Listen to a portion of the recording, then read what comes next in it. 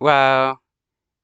Is it they did it this way so that the parents that are racist would be able to say no to their kids going to this read aloud because it's a book written by an African American person?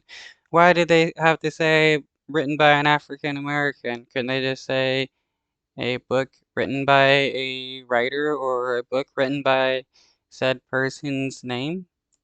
This controversial permission slip making the rounds on social media. It was given to us by a parent who says his first grader brought it home for him to sign. The form describes a read aloud for Tuesday in the library at Coral Way K8 in Miami. It says students will participate and listen to a book written by an African American. It also says guests that may attend are fireman, doctor, artist. Okay, why didn't it say like white doctor or black doctor or black fireman or whatever like that? African American, uh, writer or, book written by an African American. And there's a big old reason about that. An American. It also says guests that may attend are fireman, doctor, artist. The parent telling NBC6 this is an unneeded process for our overworked teachers and can create more division among parents. School board member Dr. Steve Gallen. I think there is a high level of ambiguity. I've requested that the administration solicit clarity from the state.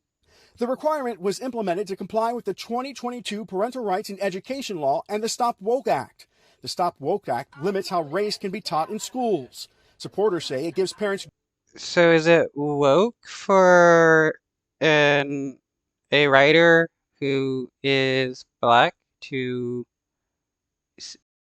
books to kids? Like, I didn't know that was like wokeism and stuff like that. I thought that was just, writers reading their books to kids to get kids interested in their books and books in general.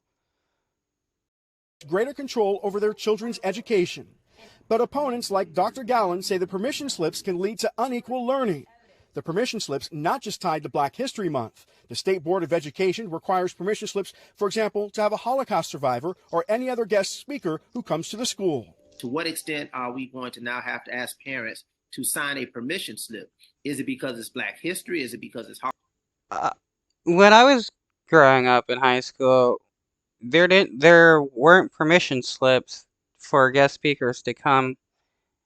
There would be an announcement that there was like an assembly in the gymnasium and everybody would attend, or they would do it in the auditorium or something like that. Permission slips were for parents to sign if you were going on a field trip somewhere and you needed to go off school grounds.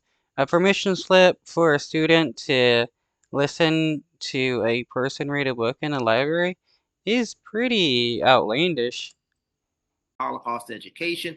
Is it because it's women history topics? Again, the district issuing a statement saying in part, we realize that the description of the event may have caused confusion and we are working with our schools to reemphasize the importance of clarity for parents. However, in compliance with state law, permission slips were sent home because guest speakers would participate during a school authorized education related activity.